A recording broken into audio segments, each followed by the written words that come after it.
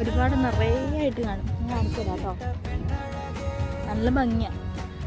പൂ പറിച്ചതോ കാക്കപ്പൂ പറിച്ചത് ഒരു വെയില.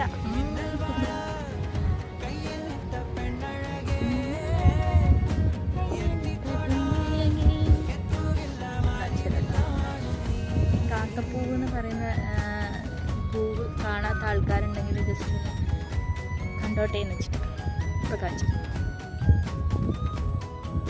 വാ